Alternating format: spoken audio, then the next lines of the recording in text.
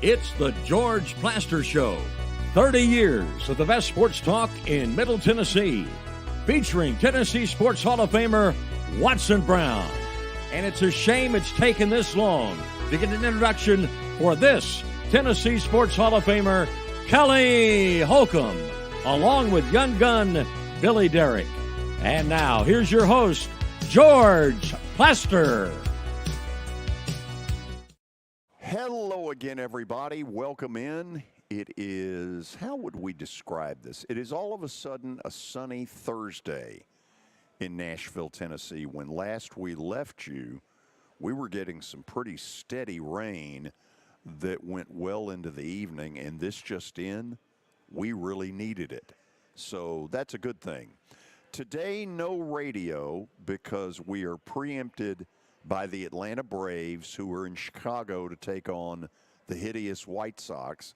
Now, that said, if we're going to get preempted, the Braves damn well better win. They're down 1-0 in the third. That's not acceptable. We can't have that. So this message to the Braves, if you're going to preempt me, at least go out and win. That's the message.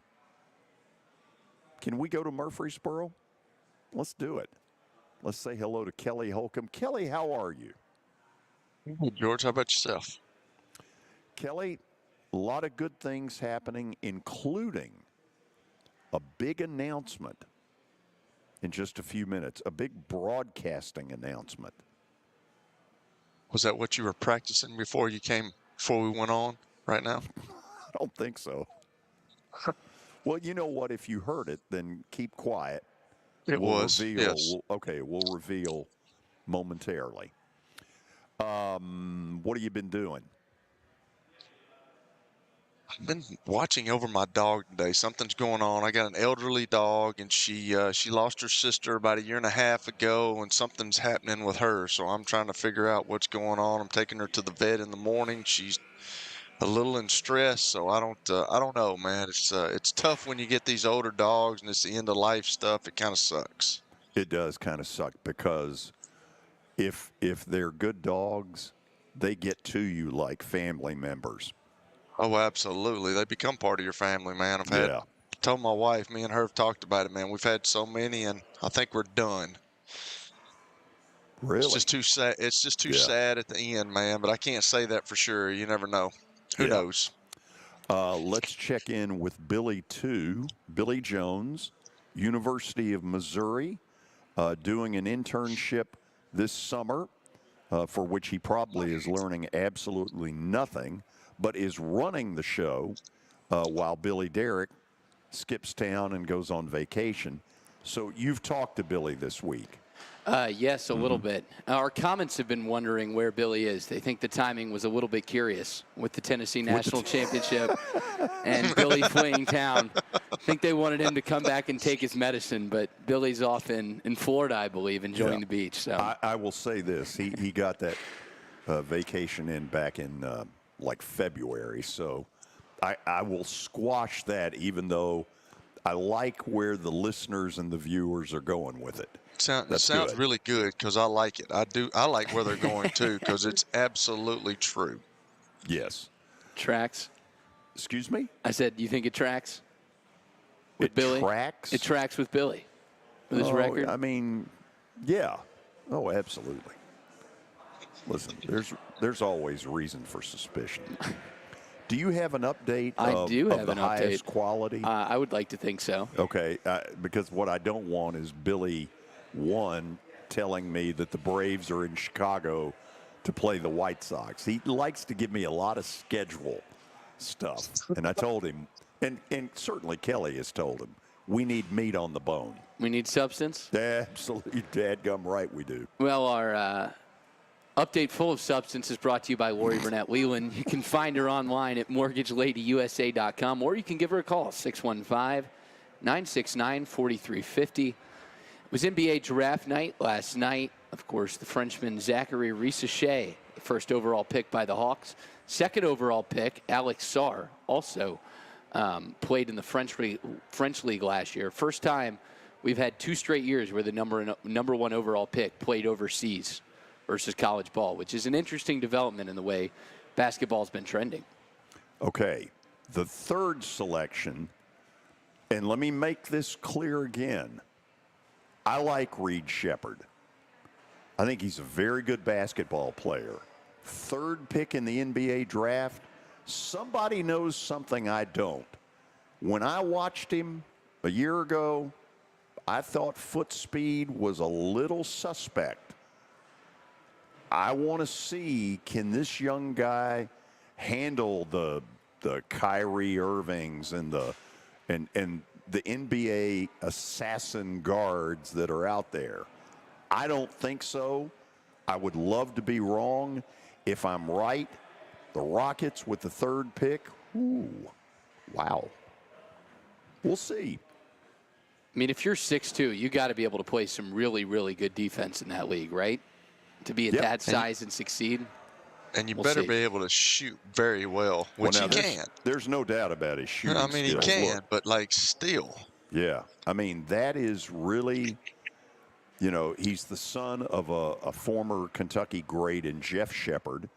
And I hope I'm wrong. Look, I'm rooting for him. I just don't see it. I don't see the foot speed in him to go up against the best of the best. And when you're the third pick in the draft, that's really what that team is asking you to do. But you got to figure out a little bit, too, like Steph Curry. You got to be able to make shots from all angles and fade away. And because those guys that you're playing against, I mean, you're going against 6'6", 6'7" guards. And Steph Curry had to figure all that stuff out. Of course, he's, you know, obviously he works constantly, but like he can make every shot from every angle, and you gotta. I mean, he's got to be creative with his shot. So we'll see. Now, this was, according to scouts, a little bit of a weaker draft, so maybe that's part of the reason, but still feels high. One of the more interesting developments last night was Dalton Knecht, who was projected to go to the top 10, falls all the way down to 17, where he is picked by none other than the Lakers, led by LeBron James and rookie head coach J.J. Redick. My gut feeling, they got a steal. Yeah. I would not have drafted Reed Sheppard ahead of Dalton Knecht. Dalton Knecht has offensive skills that are off the charts. And don't get me wrong, Reed Sheppard is a really good shooter. I'm curious to see how this is going to play out. Now, all that said, I think the Lakers, that's a hell of a pick. Do you think it was his defense, or do you think it was the age? What do you think was kind of, for these teams, the reason that they were so unwilling to take him? Don't know. Don't know if it's foot speed. Don't know if I don't know. Look, offensively, there isn't a thing about his game that is there to question, in my opinion. And for that matter, for the most part with Reed Sheppard, there's not a lot to question about offensive skills. We'll see.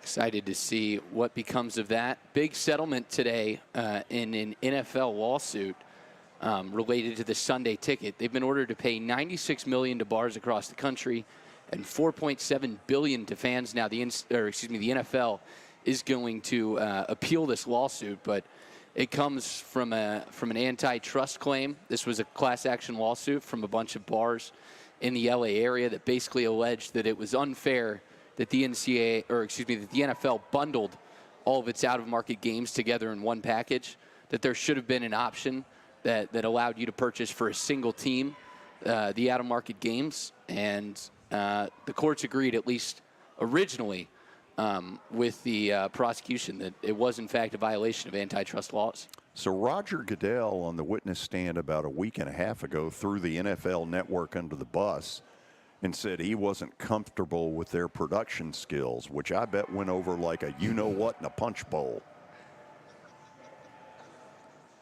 Roger the Dodger. Roger seems getting a lot of lawsuits, doesn't he? He does. Interested to see how that progresses. Also in L.A., Jeffrey Simmons was on the Rich Eisen show yesterday. I don't know if you saw this. The topic of facing Caleb Williams in week number 1 came up. And Jeffrey Simmons said, pain and nails. Oh, yeah. I can't wait to tell him that. Jeffrey Simmons seems excited about seeing Caleb Williams. Pain and nails. Painted nails. Oh, painted nails. I'm sorry. Okay. Okay. Yeah. That'd be interesting. Maybe a little spice. I'm with him on that. I'm with him. Don't understand that, but new age, new time. Mm-hmm. We got interesting. We're old goats. I would have never made it in a locker room had I done that, but hey, to his own, I guess. Alex Doherty of the Tennessean released a report in an exclusive interview with Barry Trotz. He asked him about trading Saros or Askarov. Barry Trotz says the chances are nil, almost. So we'll see on that. But it sounds like Carrier is gone this offseason. They're not going to try and re-sign him. That was the big report about the Preds proceeding over the next couple weeks. Of course, the NHL draft coming up next Friday, so we'll see where they go as far as that. The Longhorn Network will go dark on Sunday after 13 years of streaming. Do you know one person that had the Longhorn Network? I mean, did you ever have anybody call you and say, listen, come over, man, that Texas Rice game is on the Longhorn Network? No. Don't hate on him, George. Nobody ever had the thing. How long was it on, Billy? How many years? 13 years. 13. I can't believe it made it. I can't believe it made it that long. Well, that was the big driving force when A&M, Nebraska, Colorado, Missouri all left the Big 12. The Longhorn Network was one of the principal reasons why, is they were so fed up with the idea that they would have to pay Texas to watch their own games. And that was part of the reason that they felt Texas was trying to commandeer the conference. So they went that way. Right. Okay. Wow. Because that was part of the deal, was one Big 12 game every year had to be on the Longhorn Network. So if you were a fan of a team who was playing Texas, you might have had to subscribe. Of course, the beneficiary is solely the University of Texas, which is nuts. Yes. There's some changes to the college football recruiting calendar. So the entirety of July is now a dead period, no contact. And December is now a limited contact period. Okay. Which is the idea that, coaches should be allowed to focus on bowl games. Dead period. Does that include burner phones? Unclear. Okay. I'm sure that'll go over. We're going to get into that here in a little while. Yeah. I mean, is there anything that can stop coaches from recruiting violations if now these top schools don't want to investigate it? Because, well, first of all, if it's legal to pay players, tell me something that's cheating other than illegally trying to induce a player from one school to go to another. There is no cheating. No. It's legalized cheating. That's gone. Gone. So, something that they tried for so many years not to do in the last 2 years. I mean, good gracious, we're in the wild, wild west now. It's crazy. Are indeed. So if this settlement ends up coming through and they decide on this arbitrary salary cap that comes from your athletic department revenue, do you think schools are going to respect that $22 million cap, or do you think they're going to be spending whatever they can to try and get these athletes in? Well, I would assume that those who want to cheat will contact their local J.R. Ewing and say, listen, here's a little envelope with some money. Kentucky used to be very good at that years ago until they had one of them open in mid-flight. And here's your envelope with a bunch of cash in it. Go sign up, the defensive line. I don't know. I mean, look, there are so many ways around the rules. Sure. The bottom line to what is going on is this.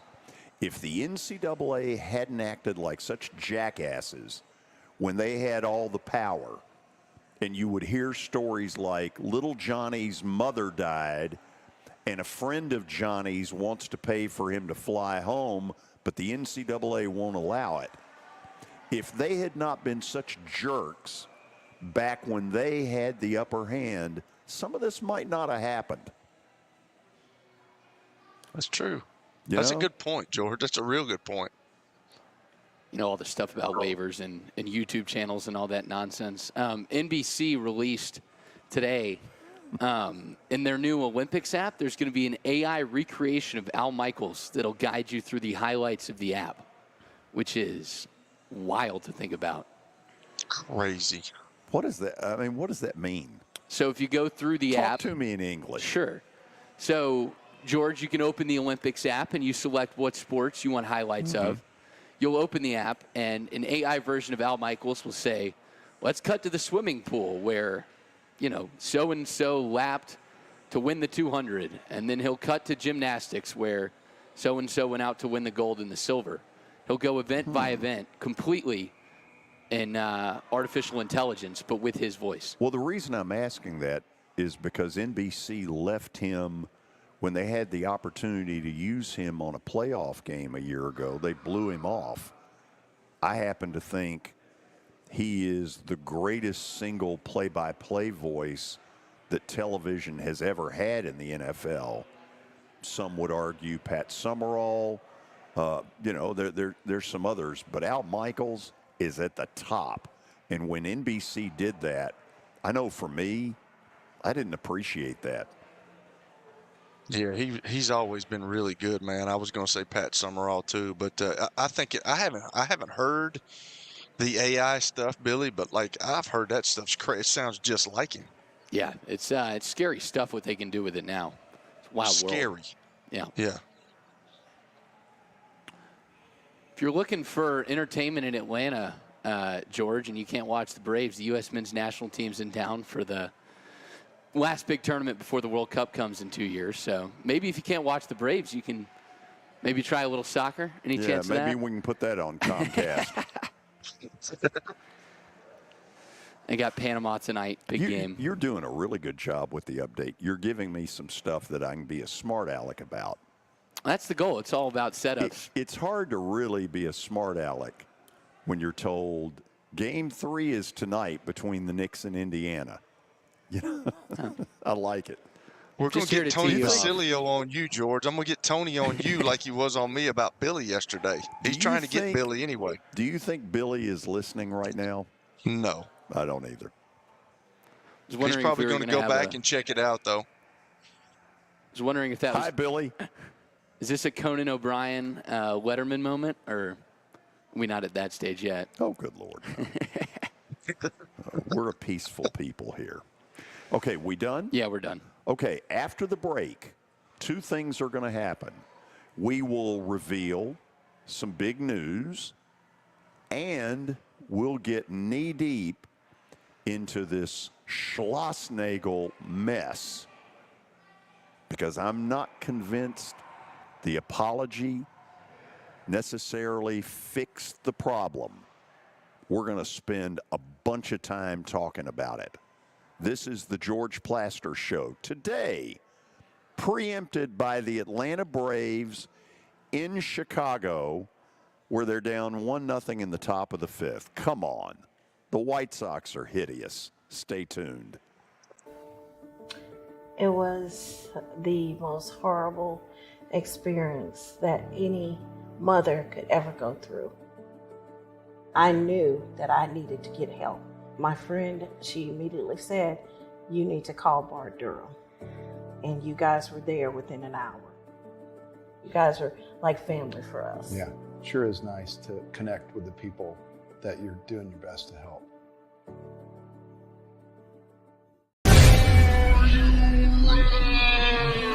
Nashville, get ready for the greatest show on turf. Electrifying, high-octane, non-stop spring football action. Starting at only $30. Don't miss the season opener this April 27th at Municipal Auditorium. Hi, I'm Jeff Fisher. The Nashville Cats are bringing arena football back to Nashville. Grab your tickets now at thenashvillecats.com and be part of the action. Year number 2 of the Plaster and Friends Celebrity Bowling Night was awesome. And the reason is really simple. I chose Strike and Spare, and they were amazing. They have great food, great bowling, and a staff that is truly ready to go the extra mile to help you. They have 5 family fun centers in the area to choose from.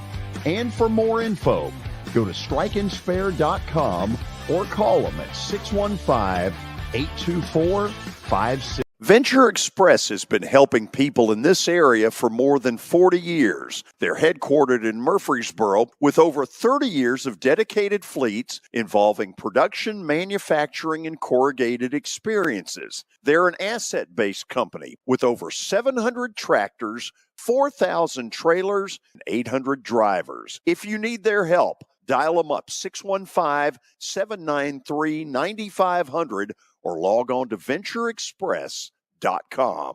As the trusted premier custom home builder in Middle Tennessee, Donnelly Timmons has over 20 years of experience in the industry. Whether you're looking to build your dream home or renovate your current home, their team will ensure that every client and every remodel is unique, luxurious, and completed on time within budget.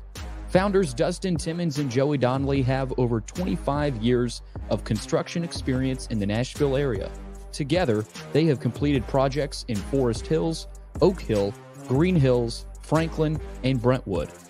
Dustin and Joey believe that communication is the most important aspect of all construction projects. Therefore, they personally manage each project themselves and are involved in job site activities on a daily basis. Their commitment to quality and integrity has earned them an outstanding reputation among their clients. Contact them to set an appointment for a free consultation or to view some of their completed projects. Give them a call at 615-456-7983 or log on to DonnellyTimmons.com.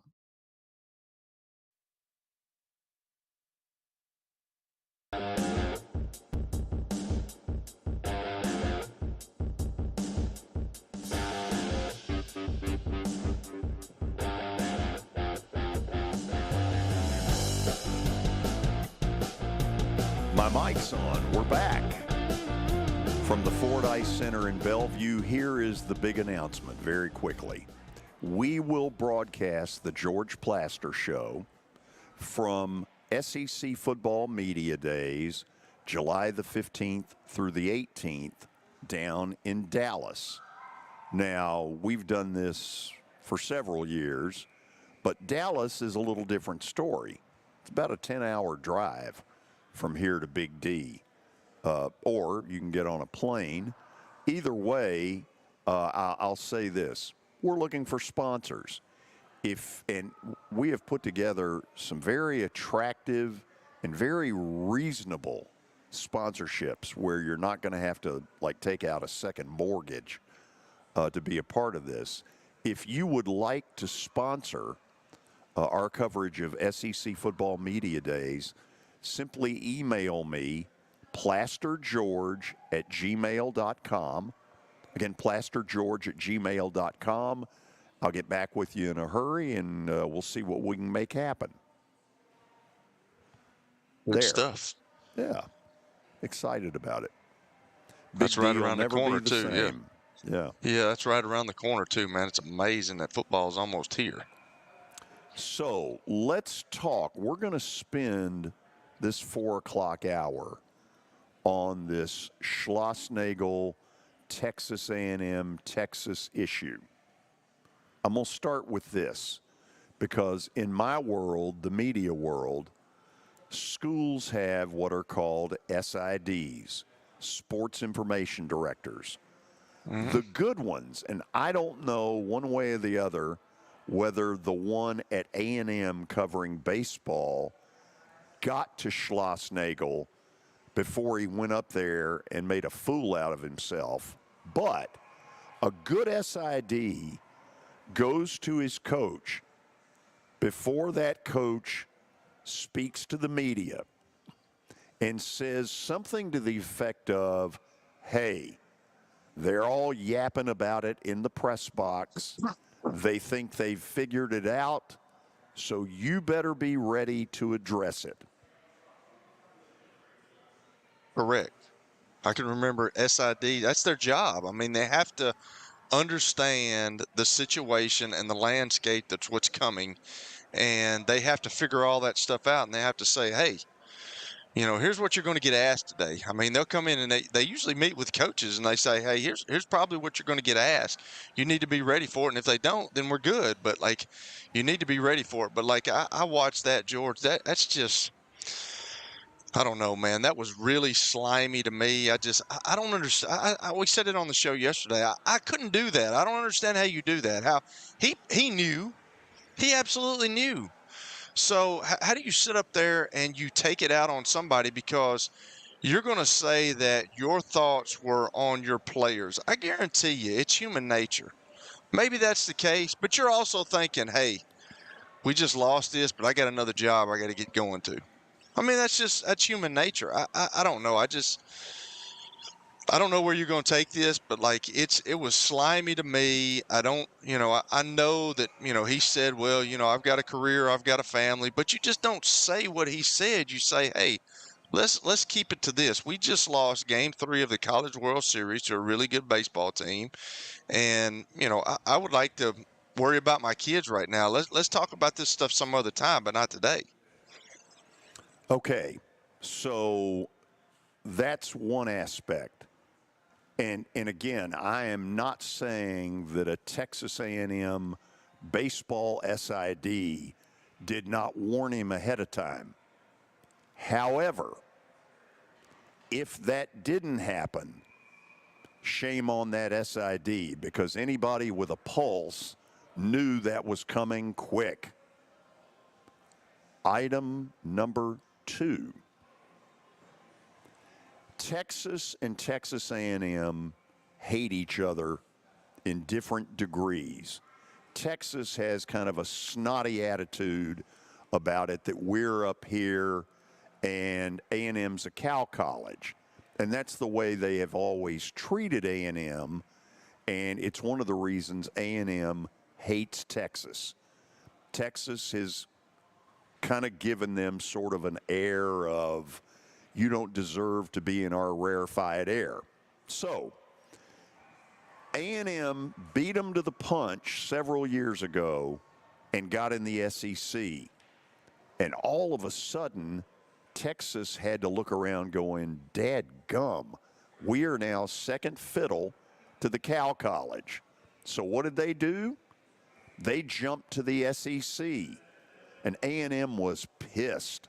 If you remember, 2-3 years ago, whenever all this came down, the athletic director, who's a friend of mine, Ross Bjork, was quoted as saying, Texas will be in the SEC over our dead body.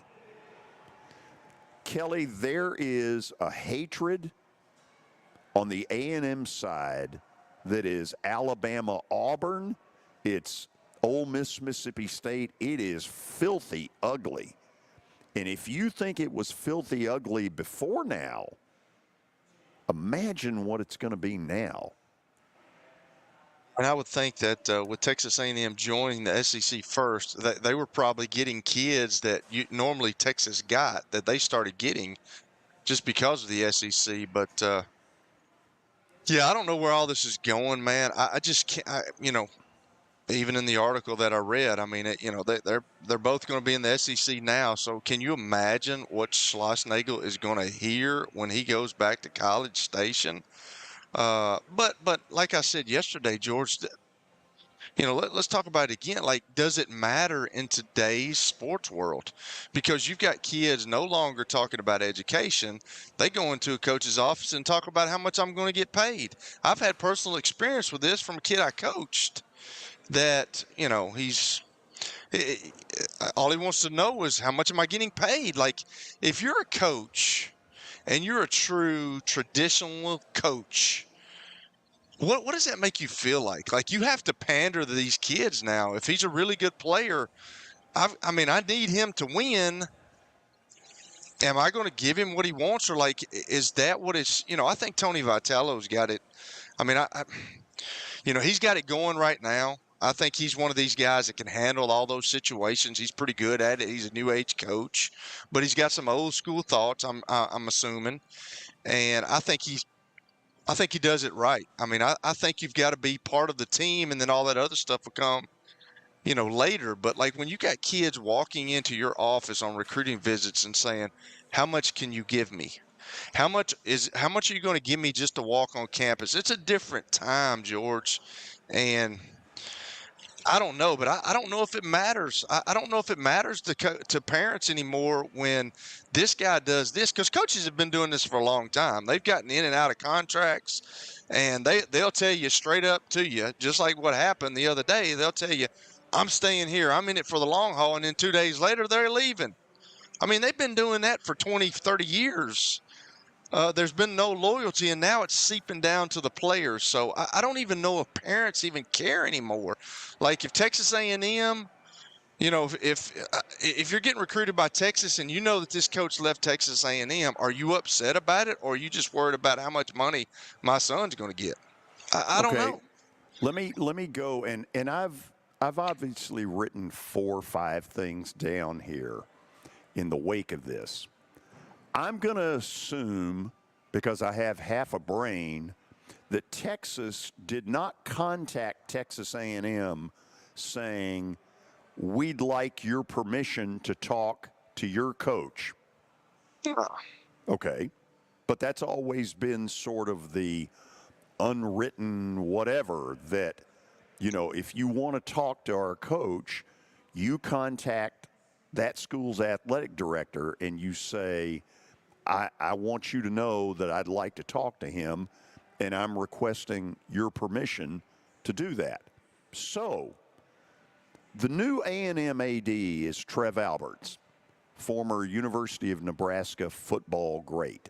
Now, not that I would ever be in that position, but if I'm the AD at Texas A&M, I have put a call in to Chris Del Conte and told him to kiss my butt in no uncertain terms. And I would make it clear to Conte that, look, or Del Conte, whatever his name is, look, you didn't give me the courtesy that professionally is expected in this business. So you know what? Here's a professional courtesy that goes on when football teams play each other. Normally, the visiting AD is given a suite for him and his little entourage. If I'm Trev Alberts, I'd be calling Chris Del Conte and saying, listen, you can kiss my butt. I'm giving you 2 tickets in the end zone, and that's it.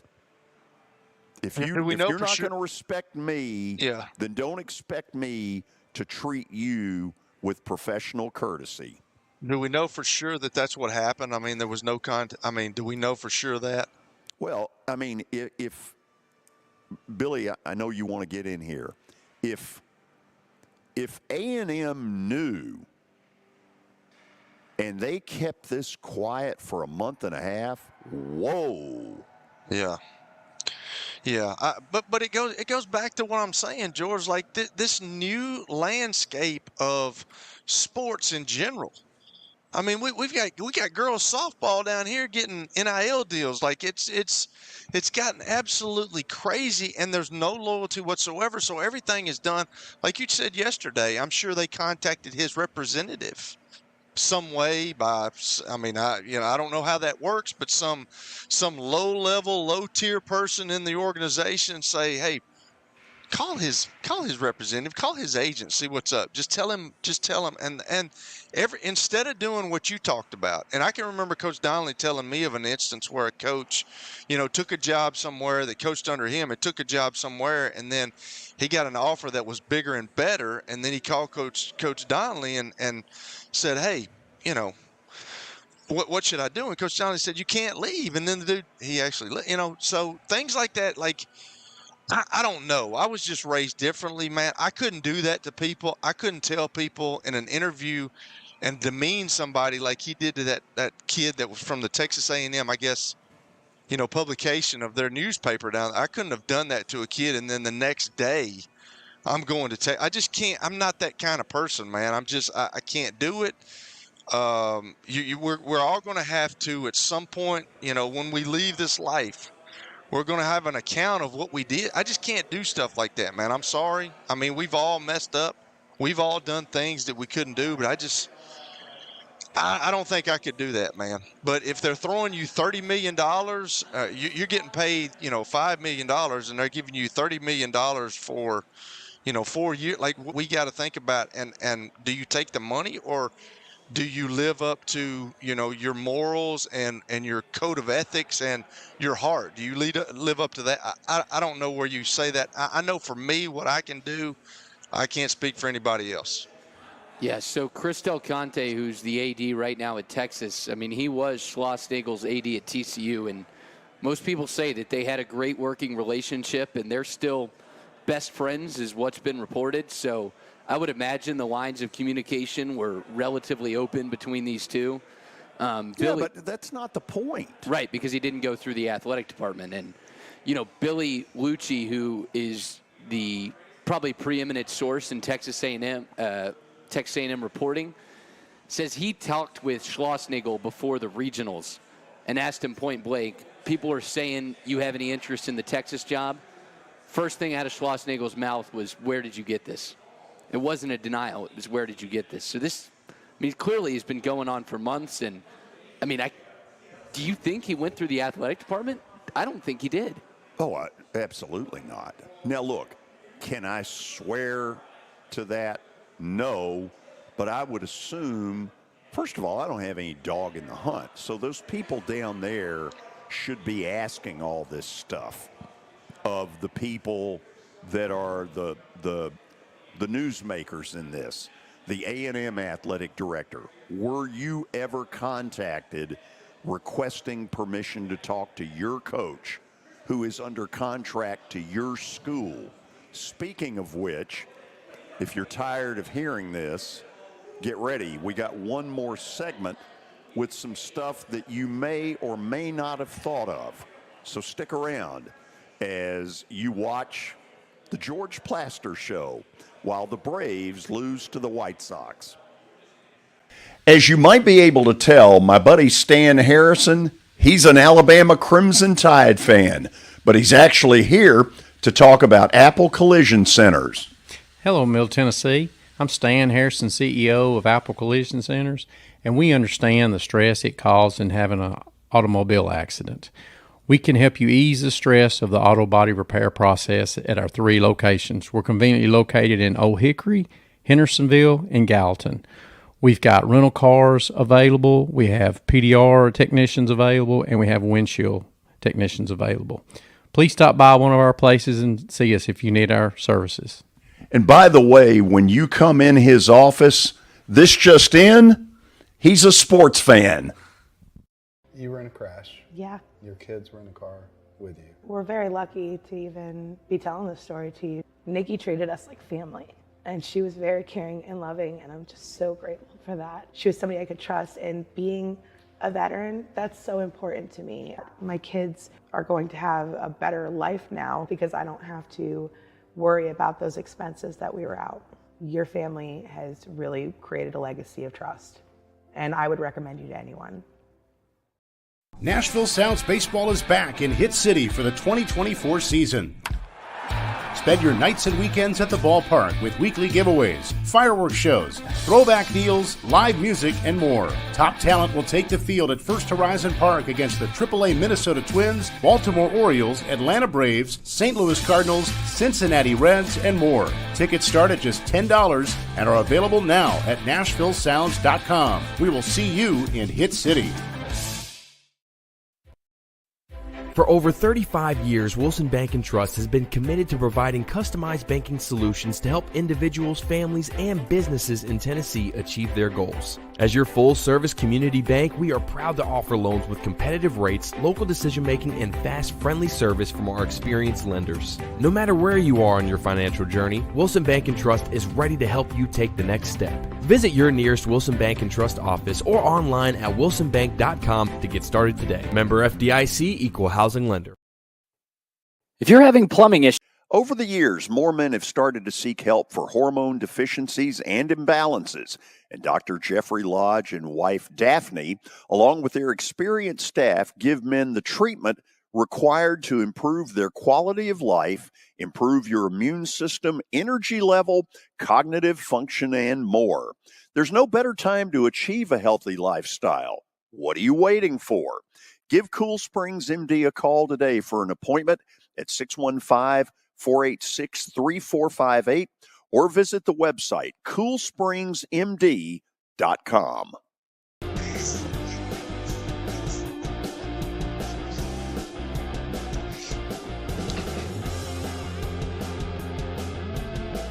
We are talking the issue of this Texas and Texas A&M deal with Jim Schlossnagle and the fiasco of the postgame press conference after Monday night's loss to Tennessee at the College World Series. Kelly, this one is maybe a little sensitive to me. When Watson Brown was fired, it's now been 34 years ago, which is shocking to me. I went berserk because I knew some things that they didn't know I knew, and I knew that contact had been made with Jerry DiNardo going back to September.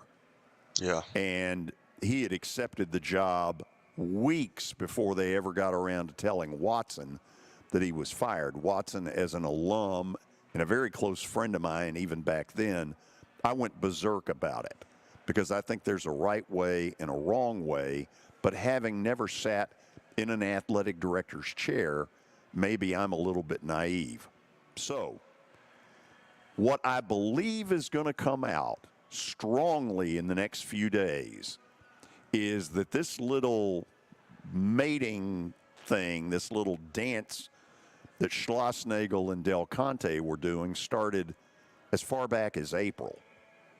And, you know, what they've tried to feed you so far is A&M lost the title game. And sometime on Tuesday morning, the AD calls him at Texas and says, I want you to be our coach. Great, I'm doing it. Do I believe that's what happened? Heck no. No, I don't believe that's what happened.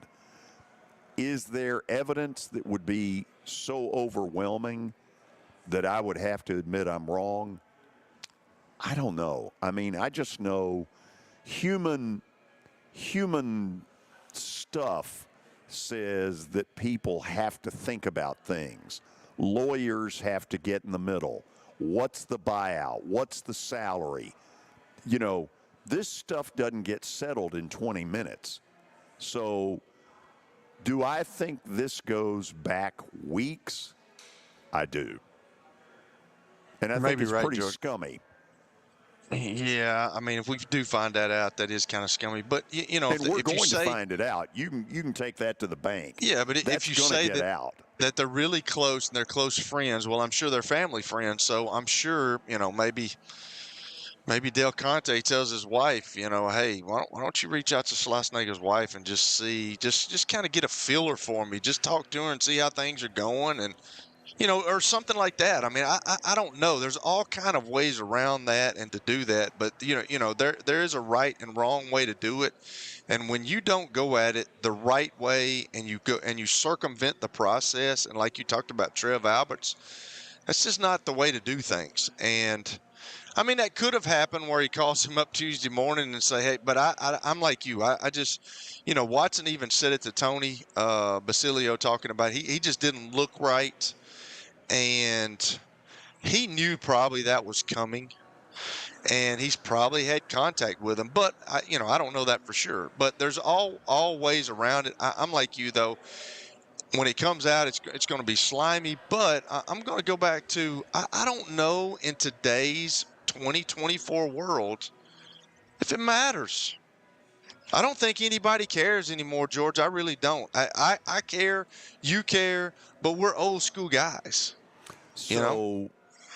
Billy, too, go with what you're going with. And let me say before you go there that it had been out for weeks that the guy at Texas was going to get dumped. I'd been hearing it for weeks, but go ahead with what you've got there. Yeah, this is Ryan Bronninger. I apologize if I'm pronouncing that name wrong. Also works for TexAgs. Reported that Texas players were told by Chris Del Conte and other members of the staff that were staying on that, in hopes to keep them from leaving in the transfer portal after they lost to A&M in the regional, they were told that Schlossnagle was going to be the next head coach, which was, 3 weeks ago, basically, when they lost in the College Station Regional? If that is true, number one, the Texas players did a heck of a job of kind of keeping it quiet. Now, I don't have proof of this, but I think it's human nature to believe that A&M's players played Game 3, the final do-or-die game, knowing full well that their guy was leaving. And my gut feeling with no proof is that a bunch of those players got in a room before that game and went berserk. Because think about it. You're playing for a national title, and you've got wind that your coach doesn't really care about you guys anymore. He's more worried about Texas, who, by the way, the A&M kids probably hate. Imagine what their mindset might have been going into that do-or-die game. George, so let me come at it a different angle. Like, they're in the College World Series, and, some of those guys are graduating. Some of them are going to go on to the major leagues or get an opportunity to play. But, at that point, if you know that your coach is leaving, does it matter to you because you still got a shot to win the national championship? So I don't know, man. I just know that when I was playing ball, it was starting to change because I started back in the mid-'90s going to the NFL, which is a long time ago. And when I got to 2007, I can just remember younger guys, because it used to bother me, like guys holding out and, trying to get more money and doing all this. And I'm thinking to myself, like, why is he not here? Like what are we bickering about? Like a $500,000, $1 million? Like what? Like let's get the job done. But then you get these younger players that were just coming in the league, and the whole mindset was different from mine. They were like, hey, he's got to get his, man. He's got to get his. I heard that many times. And I just thought to myself, man, that's when I thought to myself, my time in this league is about up. Because I understand that we're all trying to get paid, and we want to, whatever our value is, we want to be paid to our value.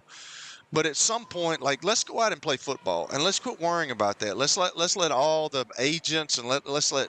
And I know I'm involved in that, but like, it's just different, George. It really is. It's just different. And I'm not sure that the kids, like, if they knew that Schlossnagle was going, they're still got an opportunity to, let's win this for us. Let's don't worry about him. Let's win this for us.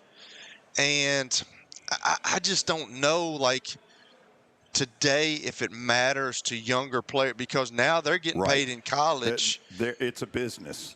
Yeah, it's a business. But I will say this.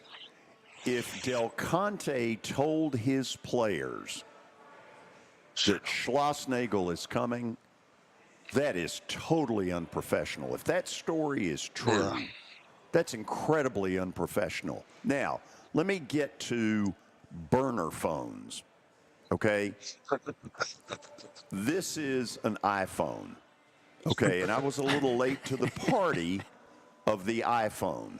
He was real late to the party. You weren't a little late. You were real late. I was real late. Flip phone. Loved the flip phone. It's efficiency. Okay. So I wouldn't know what a burner phone is if it hit me in the you-know-what. However, this is what I believe. Coaches using burner phones when they're employed by one school but are slimy recruiting for another, Ed Orgeron, people that get caught doing that ought to be banned from coaching on the Division I level for life. That's as scummy as it gets. And Orgeron and all of you who are watching this who are Tennessee fans know, going back at the end of Lane Kiffin, when he told the late Mike Hamilton that he was going to USC it got out that Orgeron was using whatever the hell a burner phone is to make phone calls on Tennessee phone to recruit for USC. That's slimy. And that's something that, you know, the Greg Sankeys of the world who have the power ought to be putting a stop to. Do I think they are? No. No, I don't. That's what I was going to say. No, they're not, George. That is slimy. I cannot argue that, man. That is that just go. But you know, recruiting at the Division I level at these power schools it's been that way for a while now, George. It's been that way for a long time. Even, you know, there's stories that I hear 30 years later about, you know, what went down with a certain player, and I'm like, good gracious, man, that stuff was going on back then. You know, now the technology's gotten so different than it was back then. But, you know, stuff like that went on back in the day too, man. Like it was slimy back in the day trying to get players, because that's the lifeblood of college sports. And if you're going to stay as a coach for a long time, you better get some good players. And, you know, don't kid yourself. That stuff's been going on for a long time. Now, is it ethically right? Absolutely not. I couldn't do it. That's what I would have to step aside and say, no, I can't do that, man. I just can't do it. And then you'd probably get fired. But oh well. One of the things that has gone on for years is that there's been almost a gentleman's agreement that coaches' contracts really don't mean a whole lot. And that even though you may be under contract to one group, you can simply hopscotch to another. That's been going on for years. One of the few times I've ever seen the school that was losing a coach go to court was University of Missouri with Warren Powers, way back, like in the 80s, late 80s, 70s, whatever. I'm starting to wonder, and some of you may say, well, George, weren't you involved in one of these years ago where you left one station for another? I'll say this, not that I've talked a lot about it, but there was a clause in my contract that allowed that move. So I'm just saying that for the record. You did it right. But maybe it's time that schools start really enforcing contracts. Really enforcing them. George, I'm here to say, man, like it's only like they have no control over that. It's only going to get worse, man, because when you start bringing money into the situation, it's only going to get worse, in my opinion. Now, I don't know. Who knows what the future holds? And you know they're making this cap, but it's just when you start bringing big time money and you start giving it to 17, 18, 19, 20-year-old kids, system's messed up, man. It really is. But this for A&M, like if they're able to, I mean, if they go to court or if anyone goes to court and this starts becoming a routine thing, that there's clauses in contracts to keep you from leapfrogging, would that mean schools like A&M, when a situation like this happens, has to find a coach who's out of contract? Like, I think that's part of the disincentive is that everyone wants to keep leapfrogging. Not every job's created equal. Yeah. And the big schools want to still be able to yank coaches from smaller schools.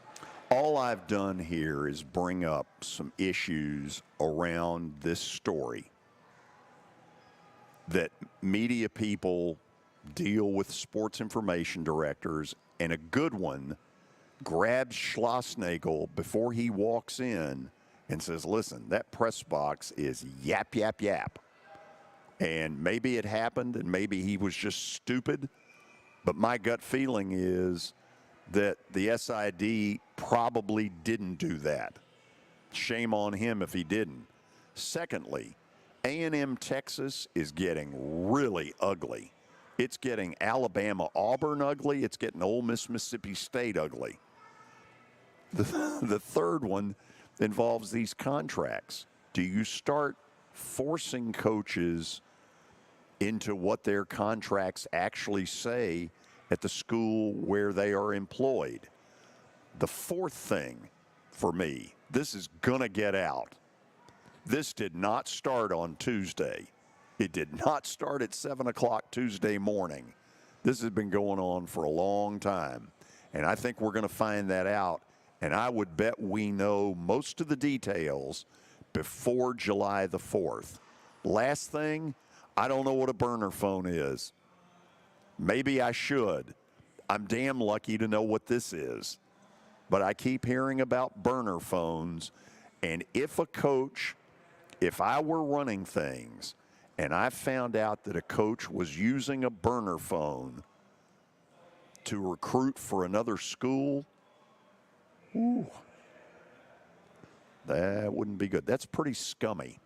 Yeah, my thing, George, is if the AD at Texas told his players that Schlossnagle's coming, like that's some big gonads right there, especially with social media the way it is, and for kids not to say stuff. So obviously, I guarantee you kids have said stuff. I guarantee it got to those Texas A&M players too. I don't know how it couldn't. How could you do that in this day and age with it not getting out? And the second thing is, I would have loved. You're probably going to do it tomorrow, but I would love to hear what people think on the radio listening to us about this. That would be a great topic. You know, what do they think about what went on and what their thoughts of college sports and all this money getting involved and all this disloyalty? Stat of the day is next, followed by our buddy Danny Evans. Stick around. If you're having plumbing issues, there's only one guy to call. That's Adam Whitehead. As a third-generation plumber, Adam was born and raised right here in Bellevue. Customers praise his professionalism, efficiency, and personability. Adam is known for his prompt response to emergencies and for providing high-quality repairs at reasonable prices. His expertise extends to various plumbing issues, including sink leaks, dishwasher installations, and outdoor water issues. Call him at 615-485-1534. That's 615-485-1534. We are very excited to announce that the George Plaster Show will broadcast live from SEC Football Media Days, Monday, July the 15th through Thursday, July the 18th, live from Dallas, Texas. We're looking for sponsors. If you'd like to be a part of this, we've set up very attractive and reasonable advertising packages. Simply contact me, plastergeorge@gmail.com, plastergeorge@gmail.com.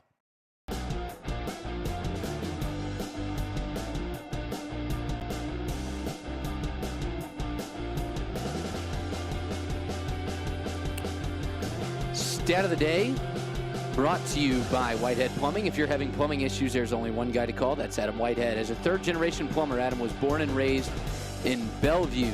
Call him at 615-485-1535. Again, 615-485-1535. Let's take a look. Hold on, Matt. What's that number? 615-485-1534. Not 35. My apologies. No problem. Got a lot to manage today. Again, well, you've got us totally out of control. Again, just one more time, 615-485-1534. Gunnar Henderson has hit 26 homers this season, tying him for the second most home runs in his team's first 80 games of the season at age 22 or younger. Who is number one? Ken Griffey Jr. Excuse me? Ken Griffey Jr. Hold on a second. Off the rip from Kelly. For second most home runs in his team's first 80 games. You know, I believe it's Ken Griffey Jr. Oh, Vladimir Guerrero Jr. I think you guys get half credit for that. Junior's on the end of the name. Yeah, when Danny joins us, take that off. Don't let him see it. Oh, man. Did you see that, Danny? Well, you got to bring him up. Yeah. So, Danny, we did stat of the day without you. Did you see the answer? No, I didn't. Okay. Put it back up there, and let's see how Danny does. Danny, by the way, we are on our social media platforms today only because the Braves have a makeup of a rainout and they're losing 1-0 to the White Sox. And my point is, if you're going to bump me off the air, beat the damn White Sox. Come on. Yeah, well, beating the White Sox is no longer an achievement; it's an expectation, right?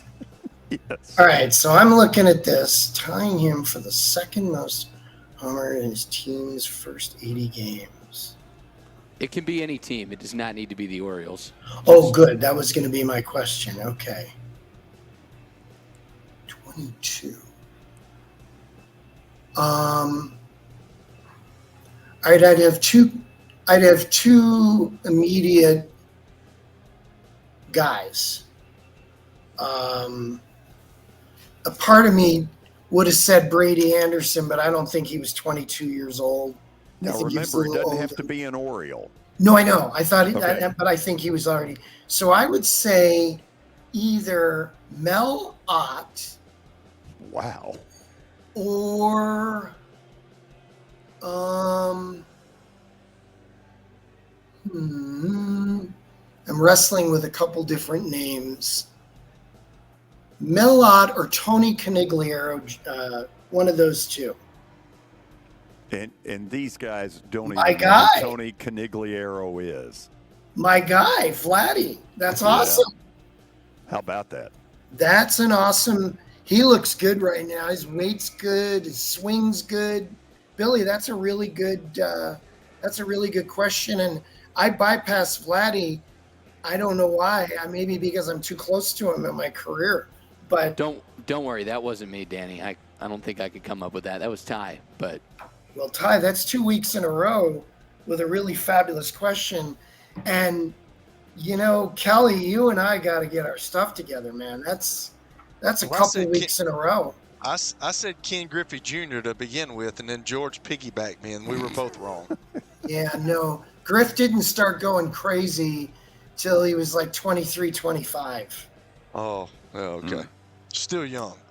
So, Danny, known phone calls today. Okay. Or at least I don't think so. Mm-hmm. Based on when the Braves game ends, I guess they could join us on radio. But give me your reaction to the Rickwood Field night, which has been universally applauded. It exceeded expectations for me, guys. I think, and I hope this comes out the right way. At 93, we knew Mays wasn't long for our planet. But I think the timing of his passing really enhanced our embracing the game, because it was a direct link to a 17-year-old Willie Mays, which it would have been there without his passing. But I think the way they choreographed the Open was spectacular. And I think what we felt was the loss of Mays was really transferred to our desire to see this amazing event. And you know what? A ballpark that looks old. It didn't just act old. Some of those shots in between innings and as the game started, guys, it looked like a ballpark that was built in 1910. But it also taught me things about a 99-year-old man who threw out the first pitch. It taught me about some of the stuff, but candidly, the best part of the night, and it was unscripted, was Reggie Jackson and what he said about his time in the Southern League in Birmingham, which to me set the table for the event in terms of what was going on, 60 years ago in that town, and how those people are still living. This wasn't something that happened a century ago. This was something that happened in our lifetime. And that really opened the door for me to be a lot more, I would say, interactive and also a little bit more reflective. Whereas I don't think I would have were it not for Jackson and were it not for Mays' passing. I thought Fox did just a marvelous job, and obviously they got in a production room days before that event and started putting ideas together, and I thought they really were good. Yeah, and George, I do have, the history with them. I think, when we were doing the Field of Dreams game, a lot of those conversations took 9 to 12 months where, on an easel, on a wall, on a Post-it note, on a constant phone call, virtual, what about this? What about this? And I think, I put this in a social media tweet. Baseball, Major League Baseball and Fox together really know how to throw a baseball party. And when they have all that time and that subject and that content, I thought they just completely rocked it. You know what I really loved, and this is subtle? I love the all-black umpiring crew. I love the big league players being behind the Negro League players and Major League Baseball not running away from what happened 50 and 60 years ago. I thought that was just outstanding to embrace it, but I loved how today's players really enjoyed being a part of that game. And as a result, I was locked in. I was completely into that game, and I think what I saw are players being in the same mode, which I thought was so wonderful. It wasn't just another game on the schedule.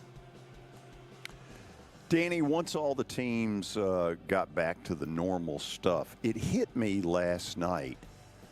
3 of the best teams that are out there, the Braves, the Dodgers, the Yankees, absolutely riddled with injuries. In the Yankees' case, it's Juan Soto, it's Giancarlo Stanton, it's first base, Anthony Rizzo. Garrett Cole. Missed Cole 2 months. Right. Braves, obviously, Spencer Strider, Ronald Acuna. The Dodgers, it's a bunch of them. And Hall of Famer. Yes. Right.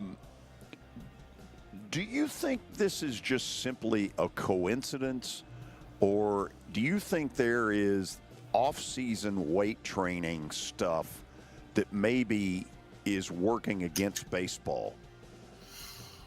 I think our technology has evolved to a point where we see things we couldn't see in the past, George. And as a result, the DL placement, the 26th player, has changed the way people manipulate rosters more than ever before. So I think we see tears, we see strains that we didn't see in the past, but we also have shelf lives of huge contracts that we don't want to get to a worse situation. And we're a little paranoid, about losing guys for a year and a half. But in addition, George, I think, it's a great point for you, those 3 teams, but I also think it's great for baseball when those franchises are rocking it. If you think all 3 of those teams didn't advance to the next round last year, so as a result, we lost some substantial fan bases, a buzz about those 3 franchises that you can't replicate.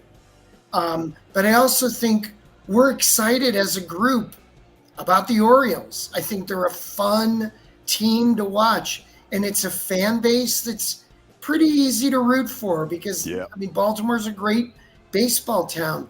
But I think with the surge of the Red Sox, of the Cardinals, the Cubs floundering a bit but still mattering, I think what we have right now is a lot of the really good cities being in a place where they're baseball crazy again in 2024. And I think that's great for the game. I mean, the Mets, as much as you don't want to admit it, I think the Mets getting back to where they are right now, it's great for the game because people in New York are talking about baseball. And I just think when people in the sport talk about I would say the marquee franchises, it's really good for the game. In December, when the winter meetings were here, you introduced me to Dave Roberts, who clearly is one of your all-time favorites. No question. Let's put up the pictures that you've got of Dave Roberts here. Danny, he's having to do this right now. Not that I want to sound like I'm all that concerned with the Dodgers, but he's doing it with baling wire. Yeah, and George, you know what? Never an excuse. And I love this guy. You're right. He's in my Mount Rushmore of people. You know, I have a soft spot for him. I traded for him late in his minor league career. He was about ready to call it quits. And one of our scouts did a great job knowing the character. Candidly, George, this is a guy who is a military brat, whose character is unbelievable. I mean, I love him. I just talked to him the other day, and when he calls, I mean, my day gets a little better. But I think in Dave Roberts, what you have is a guy who leads.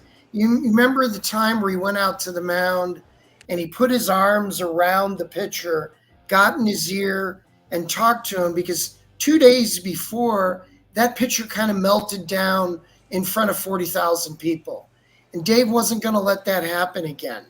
And you know what? Mental illness and anxiety is something most people run from. It's uncomfortable, so I'm not going to be a part of it. Dave Roberts tends to confront things like that very openly. But the other thing he does, which I give him a ton of credit and have told him this, he never has excuses pave the way as a reason why things aren't going good.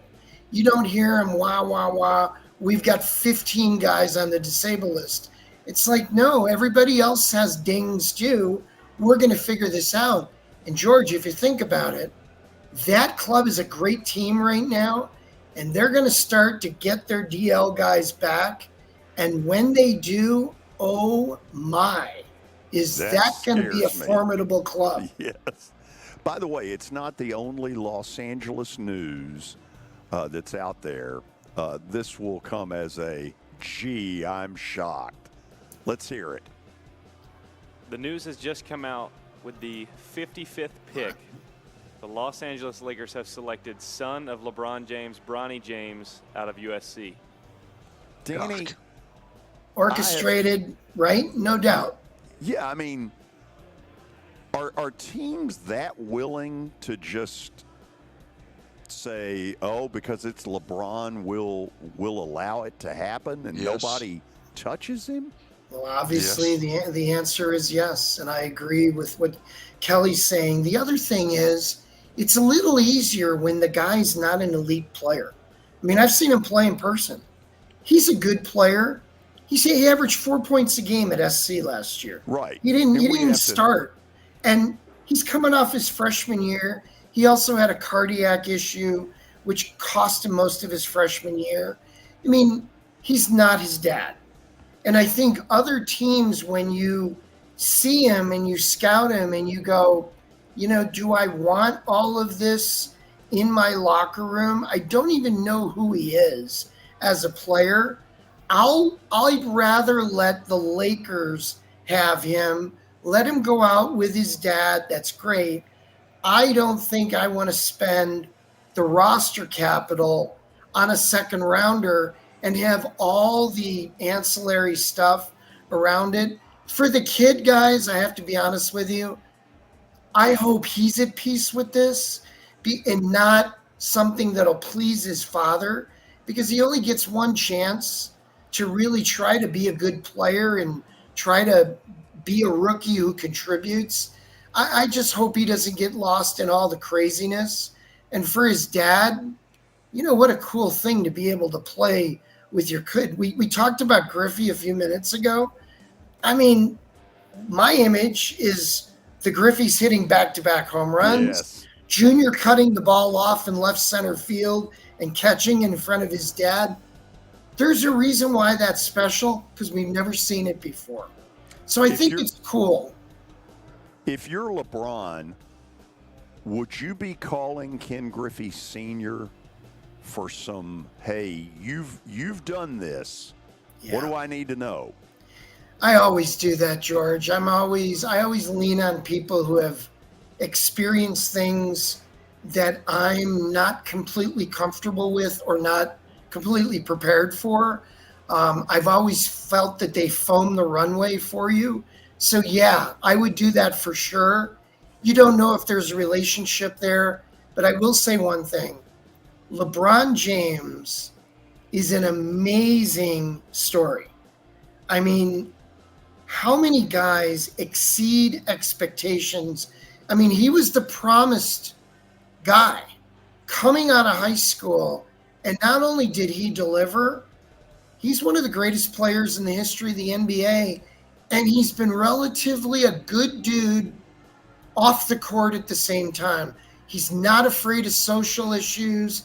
He speaks up when things aren't comfortable. You know, I think it's kind of cool. He gets to go out with his son, and I think it's amazing what he did last year. I watched quite a few of his games. He's still a darn good player at his age, and a guy that I think we've all seen in different phases of his career. This guy's an amazing story. We'll go to the break on that. Then Kelly will take over. I've got to be honest, we're kind of up in the air a little bit. The Braves game is going to the top of the ninth, so the likelihood is that we're going to get on the air in time maybe to take some phone calls for Danny. Stick around. We're coming back. It was the most horrible experience that any mother could ever go through. I knew that I needed to get help. My friend, she immediately said, you need to call Bart Durham. And you guys were there within an hour. You guys are like family for us. Yeah, sure is nice to connect with the people that you're doing your best to help.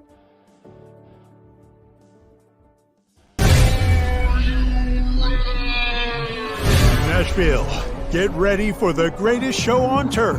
Electrifying, high-octane, non-stop spring football action. Starting at only $30. Don't miss the season opener this April 27th at Municipal Auditorium. Hi, I'm Jeff Fisher. The Nashville Cats are bringing arena football back to Nashville. Grab your tickets now at thenashvillecats.com and be part of the action.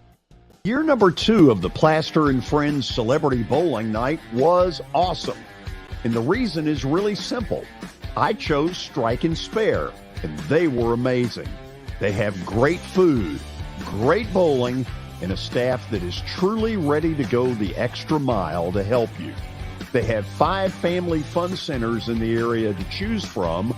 And for more info, go to strikeandspare.com or call them at 615-824-568. Venture Express has been helping people in this area for more than 40 years. They're headquartered in Murfreesboro with over 30 years of dedicated fleets involving production, manufacturing, and corrugated experiences. They're an asset-based company with over 700 tractors, 4,000 trailers, and 800 drivers. If you need their help, dial them up 615-793-9500 or log on to ventureexpress.com. As the trusted premier custom home builder in Middle Tennessee, Donnelly Timmons has over 20 years of experience in the industry. Whether you're looking to build your dream home or renovate your current home, their team will ensure that every client and every remodel is unique, luxurious, and completed on time within budget. Founders Dustin Timmons and Joey Donnelly have over 25 years of construction experience in the Nashville area. Together, they have completed projects in Forest Hills, Oak Hill, Green Hills, Franklin, and Brentwood. Dustin and Joey believe that communication is the most important aspect of all construction projects. Therefore, they personally manage each project themselves and are involved in job site activities on a daily basis. Their commitment to quality and integrity has earned them an outstanding reputation among their clients.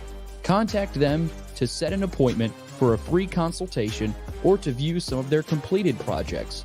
Give them a call at 615-456-7983 or log on to donleytimmons.com.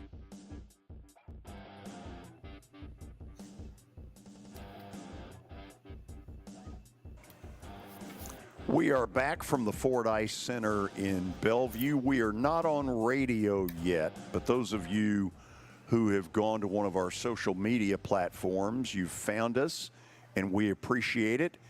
In the middle is Kelly Holcomb. In the right-hand corner is a man who can talk baseball as good, if not better, than any human being on earth, Danny Evans.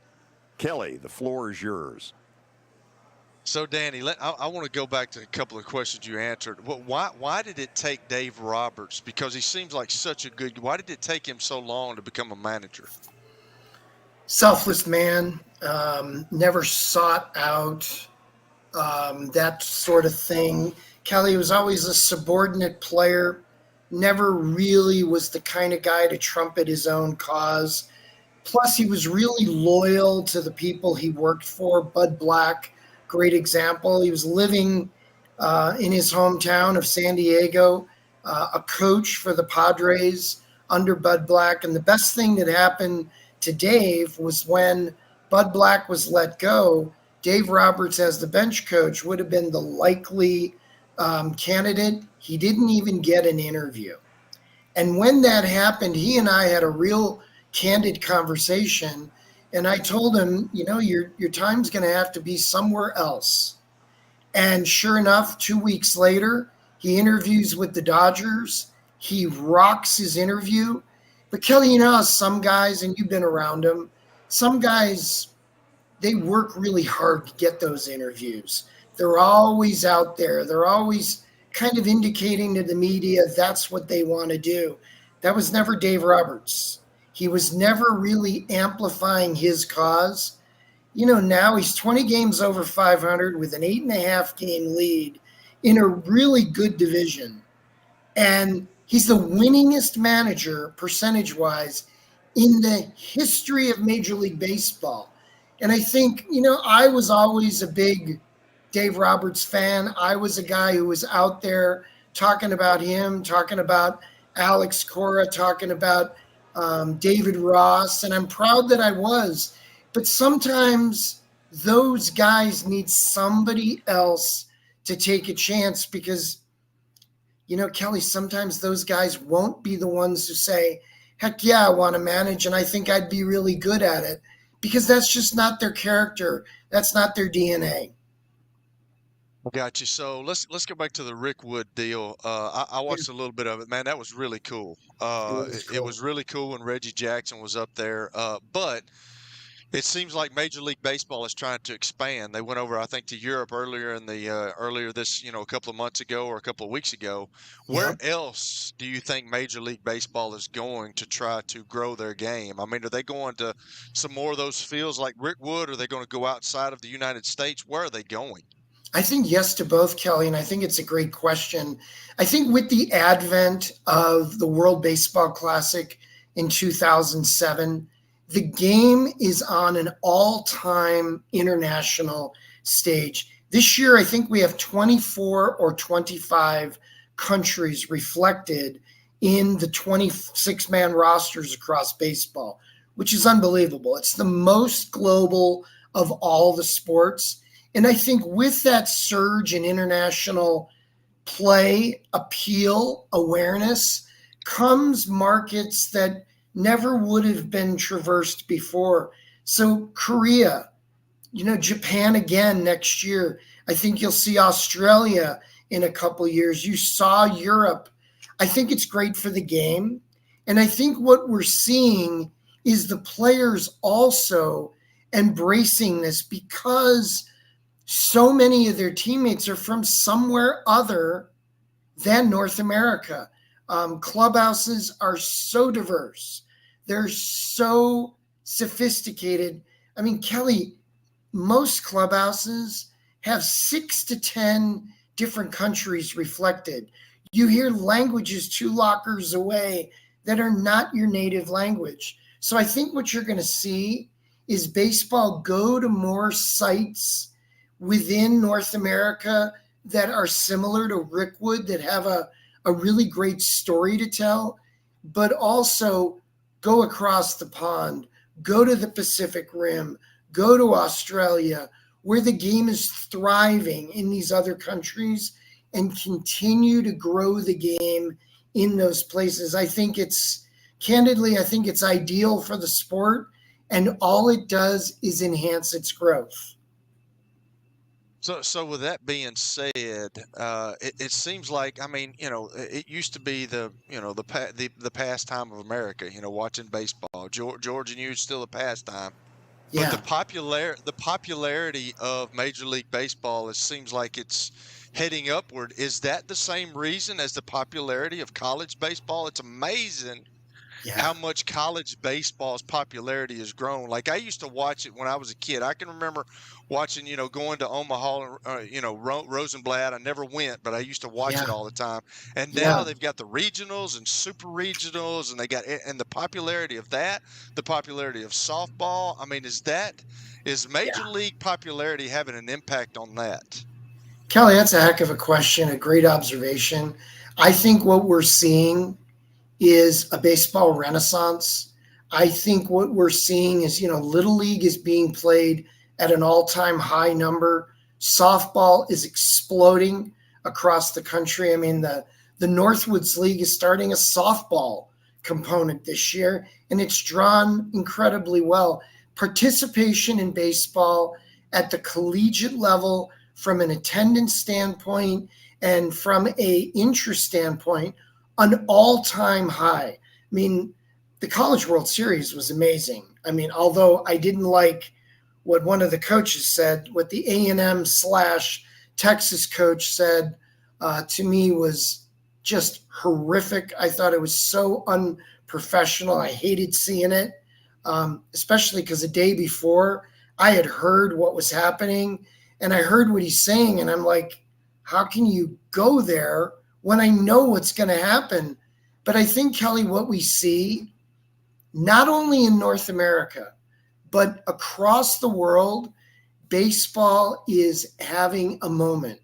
It's exploding. And I think the WBC has a lot to do with it. But I also think the stage is being set by some really exciting players who don't hail from the United States, who hail from other countries. And as a result, I think what we're seeing is the game embracing those players. They're celebratory, and I think they're more emotional and spontaneous nature. And I think fans like to see that. The same reason fans like Steph Curry. They look like they're having fun. And when people are having fun on TV and you're watching them, you want to watch them have more fun. I think subsequently what we're seeing is not only the ratings, but the participation is indicating that baseball is surging.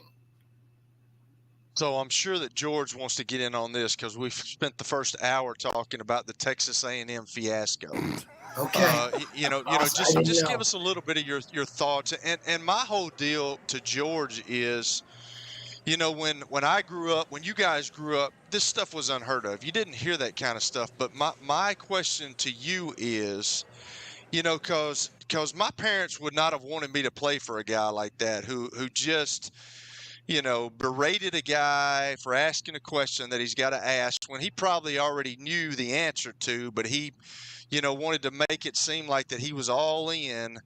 But my question to George was, I'm not sure that in today's sports and in today's college athletics, with these guys making money, because the first thing they ask now, Danny, is when they go into a coach's office, it's not, education. It's not, it's about how much am I going to get paid? And I'm not sure it even matters anymore, Danny. I really don't. And I think that's a sad deal, but I think that parents don't care if you're going to give my son $200,000, I don't care what you just did at that last job. And that's really sad to me. But what are your thoughts on all that stuff that took place in College Station? Kelly, I think it's a shame when our bar gets lowered where we can tolerate that kind of behavior. You're a leader of young men and you're a representative of a university, but you're also representative of your own brand. He had to anticipate that question coming up. And Kelly, so you know, that agreement was reached weeks before. I mean, almost a month before, which I have a problem with. That means there was tampering. That means his loyalty to A&M wasn't already there. It was gone. He had already in his heart made the move. But what I found just reprehensible, unprofessional, and so unbecoming of a guy who's supposed to be a leader of young men was jumping on a journalist as if he was wrong and just slaughtering him for his own benefit. It felt good for him. And I just think shame on you. Now he apologized, but you know what? The cattle's already out. For me, doesn't work at all. But Kelly, you know this. You've been in front of the mic a ton. George, you have too. You've got to think, hey, somebody might come to me. What am I going to say? And what he said couldn't have been more wrong. And now, here's how I look at it, Kelly. I agree with you. Some parents, some kids, some university officials might be saying, I'm okay with that. I think when you're okay with it, you're also in the wrong. We have to be more accountable as people in sport of being role models, of being a representative of the brand of us, but also who we collect the paycheck from. See, a coach like that at some point is going to make a comment about one of his players transferring, and it's hollow for me. But I think what he did, he took the job like a month earlier and then played out the string to do what he did to that reporter, knowing that he had already made the move. There's absolutely no excuse in the world for that. And I will just tell you, he will forever be basically persona non grata for me. Because if you can't represent yourself and your school and your career well enough to do the right thing, I saw who he was in the moment. I don't want to hear any crap about losing the championship game because you are who you are. And it's not like he's a rookie in front of the mic. And he did the absolute worst thing he could do. To me, no excuse, reprehensible. And for me, good luck, University of Texas, because that's who you just hired.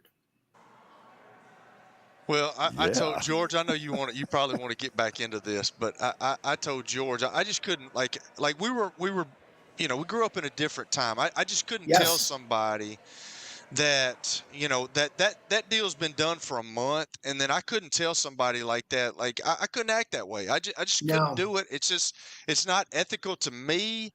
I don't know how somebody can set up in front like that. And I know money, hey man, money is the root of all evil. It says it in the Bible. Like when you start throwing millions and millions of dollars, well, I said something now, but now he's paying me more. I don't think I could go back on it, man. But when I was But Kelly, if I could say something, a friend of mine said something the other day to me. He said, who is this guy? Is this who he is? Well, yeah, it is. Because you are what you say. Now, how can he retrace his steps? For me, and probably others listening, he can't for me. Now I know who he is. And you know what? If I had a kid who wanted to go to Texas, there's no way I could ask my son to play for him, knowing what I know, because that's his role model for the next 3, 4, or 5 years, I don't want him around somebody like that. Yeah, but are we in the minority with that now, Danny, is what I'm saying. I mean, are we in the minority? Like, do you think other people, because I use this example. I remember when I was with the Minnesota Vikings, Yeah. and it was getting towards the latter part of my career, and I can remember me getting upset about guys holding out, not being in, acting a certain way, and I'm like, Yeah. yeah, but then you have these younger guys that are coming in, and I told George, 30 minutes ago, this is what made me think, man, I'm about done with this, because those younger Yeah. players was like, he's got to get his, man. He's got to get his. And that's Yeah. what the younger generation think about. So are we in the minority now of the way we're thinking this stuff? Kelly, I really don't care if I'm in the minority, and I'll tell you why. Okay, good. It's always the right thing to do the right thing. Martin Luther King Correct. said that. Those are words to live by for me. And if we go silent and we tolerate that sort of garbage as leaders in the sports world, because we have a microphone, we have a platform, we have history, experience, we know what it looks like, smells like, feels like.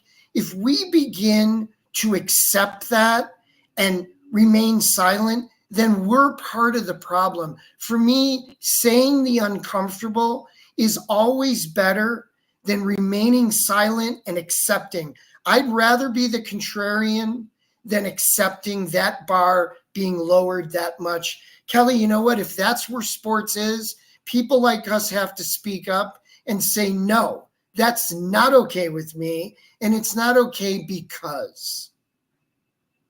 I agree. George, you want me to keep going? Oh, listen, Kelly, if you got one more, do it. And then let me say, we're now on WNSR after the Braves 1-0 loss in Chicago to the White Sox. We're going to go to the phones after the break, and I realize in the radio part of this, it's brand new. Who knows whether we'll get calls or not, but 615-844-5600. That's our number, 615-844-5600.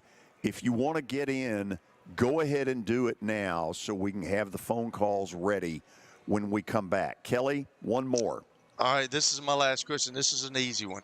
I saw where this guy for Cleveland is batting 389. And that's one of the records, the Joe DiMaggio record, that'll never be broke. But will anybody ever get to 400 in a season again other than Ted Williams? No, I don't think so. And I think there's a reason why Williams's 406 is so remarkable, but it's also 70 years ago. And I think in today's game with bullpens, travel, more games, better scouting ability, I think it's impossible to hit 400. What Quan is doing is remarkable, but he's a remarkable player. But I think, Kelly, no, it's not going to happen. And I'm pretty defiant on that. I just think Brett, Carew, Gwynn all had opportunities. They couldn't do it. And it was easier 30 years ago than it is in 2024. Okay. Told you it was easy. On that, we will go to the break. We'll get your phone calls ready at 615-844-5600. Danny Evans talking baseball as you listen to the George Plaster Show on 95.9 FM. As you might be able to tell, my buddy Stan Harrison, he's an Alabama Crimson Tide fan, but he's actually here to talk about Apple Collision Centers. Hello, Middle Tennessee. I'm Stan Harrison, CEO of Apple Collision Centers, and we understand the stress it causes in having an automobile accident. We can help you ease the stress of the auto body repair process at our 3 locations. We're conveniently located in Old Hickory, Hendersonville, and Gallatin. We've got rental cars available, we have PDR technicians available, and we have windshield technicians available. Please stop by one of our places and see us if you need our services. And by the way, when you come in his office, this just in, he's a sports fan. You were in a crash. Yeah. Your kids were in the car with you. We're very lucky to even be telling this story to you. Nikki treated us like family, and she was very caring and loving, and I'm just so grateful for that. She was somebody I could trust, and being a veteran, that's so important to me. My kids are going to have a better life now because I don't have to worry about those expenses that we were out. Your family has really created a legacy of trust, and I would recommend you to anyone. Nashville Sounds Baseball is back in Hit City for the 2024 season. Spend your nights and weekends at the ballpark with weekly giveaways, fireworks shows, throwback deals, live music, and more. Top talent will take the field at First Horizon Park against the AAA Minnesota Twins, Baltimore Orioles, Atlanta Braves, St. Louis Cardinals, Cincinnati Reds, and more. Tickets start at just $10 and are available now at NashvilleSounds.com. We will see you in Hit City. For over 35 years, Wilson Bank & Trust has been committed to providing customized banking solutions to help individuals, families, and businesses in Tennessee achieve their goals. As your full-service community bank, we are proud to offer loans with competitive rates, local decision-making, and fast, friendly service from our experienced lenders. No matter where you are on your financial journey, Wilson Bank & Trust is ready to help you take the next step. Visit your nearest Wilson Bank & Trust office or online at wilsonbank.com to get started today. Member FDIC, Equal Housing Lender. Over the years, more men have started to seek help for hormone deficiencies and imbalances, and Dr. Jeffrey Lodge and wife Daphne, along with their experienced staff, give men the treatment required to improve their quality of life, improve your immune system, energy level, cognitive function, and more. There's no better time to achieve a healthy lifestyle. What are you waiting for? Give Cool Springs MD a call today for an appointment at 615-486-3458 or visit the website coolspringsmd.com. At 615-486-3458 or visit the website coolspringsmd.com.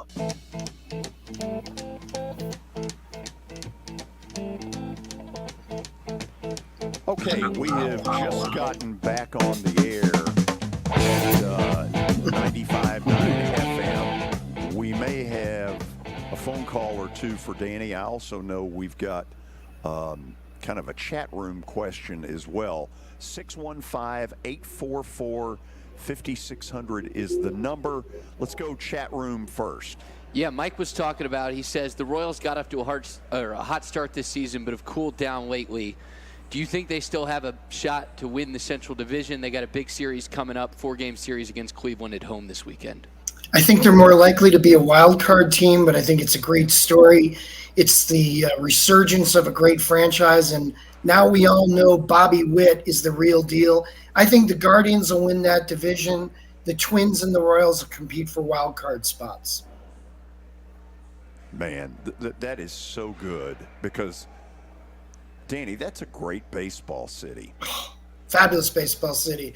With the Negro Leagues Baseball Museum there, it's a great town. I'm going to try to go there before the summer's over. But what we have is a division that a lot of us never thought was going to be competitive this year. You could have 3 teams from the AL Central in the postseason. And George, by the way, Saturday, Max Fried, Paul Skeens. That's a pitching matchup. Yeah. Anything about Skeens that you are concerned about? Because he has come in like a house of fire. He's dominant with great command, 4+ pitches. George, I think it would be a great time for you to set him up with a head cold or an allergic reaction. To me, he is going to be, and we talked about him before he even made his first start. This guy's the real deal. This isn't hype. And I think it is great for the Pirate franchise that he and Jones and Keller are elite young arms, a nucleus that's going to keep the Pirates around that wild card race the rest of the summer. Rick in Cool Springs, welcome and say hello to Danny Evans. Danny, how you doing? I'm doing well, Rick. What's going on? Well, my question for you, Danny, is, clearly after this well-documented A&M Texas Schlossnagle debacle, all those players, including Laviolette, jumped in the portal. Do you see many of them deciding, hey, I'm done with college, I'm done with coaches, abandoning their post and say, I'm just going to go to the MLB and declare for the draft? Well, I think some of them will transfer to Texas. Some of them will transfer to other schools. And I think others might go to a better environment, a coach that they feel more comfortable with. Once you've been on that stage in the national championship game, I think you've reached a pinnacle of your career and you start to get a little more picky and choosy. As far as the MLB draft, the scouts will tell them if they're draft worthy. They have to be eligible for the draft. So I think what you're going to see, Rick, is you're going to see some of them go with him to Texas, and others, are going to go somewhere else. I think it's a shame that that's where we are as a sport. But you know what? That's where basketball, football, and baseball are right now at the collegiate level. Danny, give me a thought here, and this is a young guy we have had on twice in the last week, Xander Sechrist, who became in the postseason a big-time money pitcher. Every time there was a, man, we need 6 innings, 1 run out of a starter, he gave it to him. But he's not going to flash on anybody's radar gun. To me, he's sort of a modern-day Tom Glavine. What do the scouts dust him because of that, or does somebody in the report say, wait a minute, this guy's a big-game pitcher? Yeah, and George, you know what? I mean, Kelly, you get this. You had teammates who, when the lights got bright, ran away, and you had other guys who got a little more comfortable and said, let's go. I think there's something to be said for somebody who excels in a position like the College World Series, like the SEC tournament, where you just step up your game. And George, from a guy who's evaluated my whole adult life, there's guys who are tweener guys or fringy prospects that get your attention and they excel in the moment. And you go, wait a second, I'm wrong on this guy. This guy's a little better than the sum of his parts. When the game gets tough, he elevates his game a notch. You mentioned Glavine. There's a lot of guys in big league history who you'd watch in a bullpen or BP and you go, yeah, he's a good player. But then you watch him in a game and you go, whoa, this guy's a guy. I think what he did in the last month was elevate his stock. And George, what are we always afraid of? We're always afraid of drafting a guy who's a bust because the moment's too big for him. See, a guy like that, you're no longer afraid. You go, wait, I think he's better than he was, than I thought, than his reports. And you know what? I just saw him do it. I have less risk, and everybody's risk averse in the draft. This is a guy you can bet on in the draft. Hey, if he's that guy in Omaha, if he's that guy in Birmingham, why can't he be that guy in my organization? Rick, I know you're still on there. Anything else for Danny? I just feel like in this day and era of the transfer portal and kids leaving, the one thing you have to have cement in stone is the coach, which leaves me with either these guys knew he was leaving, if they follow him to Texas like they knew, but on the other hand, it was either that or they got betrayed and he didn't tell them and went to Texas. So I find it hard to believe that either his reputation is going to take even the dive even further or just stay where it is. Well, Rick, we heard a couple days ago that the Texas players knew. And if the Texas players knew, I'm sure some of the Aggies knew, because it's a very small society. And I think as a result, I think we're going to find out who goes with them. And I think today's kid is less loyal because of NIL, because this is where we are. But Rick, I think you have a good point. I think of the coach as being the axle, not the spoke in the wheel. And when you start to act like the spoke, then you get thrown into a situation where I don't look at you as a leader anymore. I look at you as a mercenary, as capitalizing, and I lose some respect for you as a professional. Okay, I think we've got one more on the text line. What do you got for me? Yeah, Mark is asking, I'm a Mets fan and I was ready to jump off the bandwagon in May, but they've been on a tear lately. Should I believe in this team, or is it just that the NL is this wide open? Yes and yes. And first of all, for a Mets fan, it pains them to see the Yankees play so well, number one. So it's even worse that you're struggling at the onset. The Phillies take off. The Braves are better than you, and you're way below 500. They're at 500 right now. In a year where there's 11 or 12 teams within 4.5 games of a playoff spot. So what we have is a good team that we all think is better than they should have been. They've been beset by injuries too. Lindor goes to the leadoff spot and takes off. I think they're real, and I also think their general manager and their owner are going to invest in their playoff push. So you're going to see them unafraid to take on players. The Mets aren't going away. So I think my answer to Mark is yes and yes. And oh, by the way, the Mets dusted the Yankees 2 in a row at Citi Field. You don't think their fan base that was there, and it was kind of a mixed deal as you would expect. Yeah. Man, they loved it.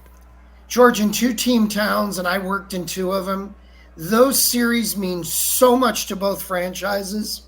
Sometimes not as much to the players, but in the front office, the media, the sponsors, and the fans, enormous. Yep. Big time. Okay, we're done. Thank you so much for coming on. And I think I got it right. Next Wednesday, we're going to do this. Yeah, next Wednesday, the day before the holiday. And George, I know we talked about the uncomfortable, but I think part of our role as people that people look to for definition and comments is not being afraid of the uncomfortable and speaking our mind with reasoned thinking.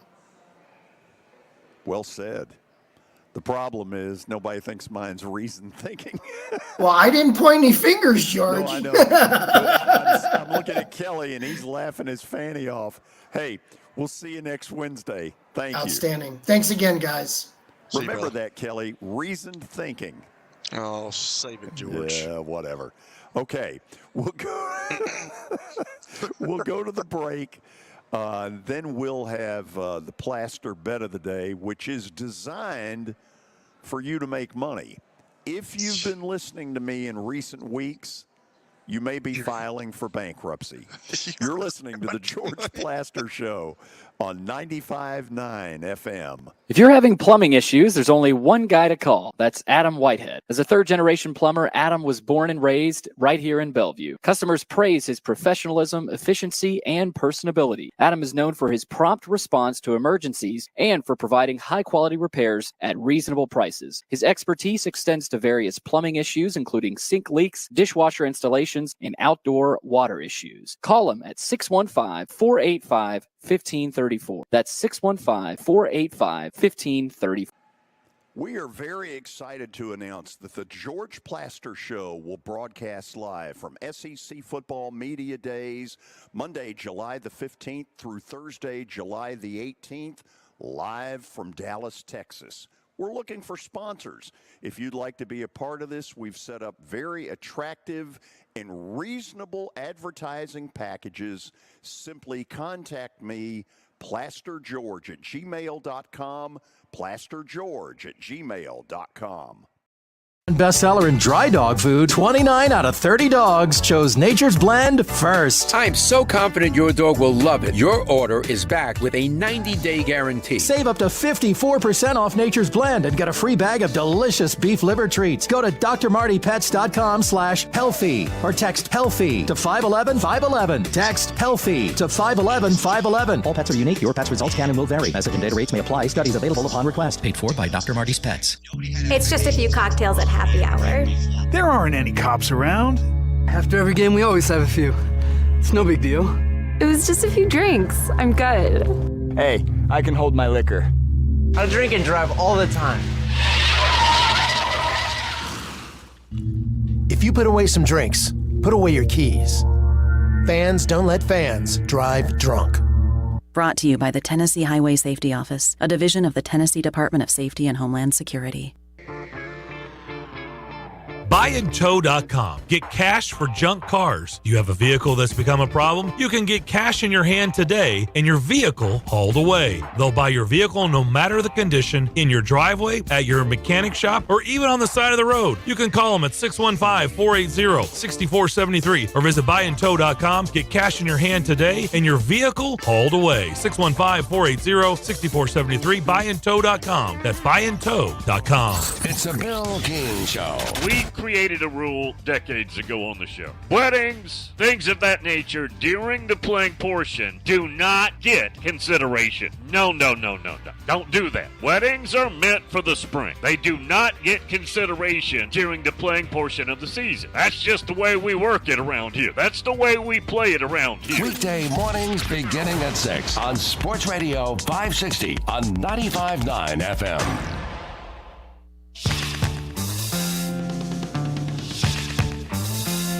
Bet of the day brought to you by Bart Durham Injury Law. Call them at 615-242-9000 or log on to bartdurham.com. Let's take a look at what went on last night. We had a split. But, of course, as we've mentioned, with the birth of our nation, there will be a rebirth of the Plaster Bet of the Day record. Is that correct? I hope so. Yeah, I mean, when you're 119 and 146, there's got to be a reboot. Right, Kelly? Agreed. I agree, George. It's taking you long enough. Let's go.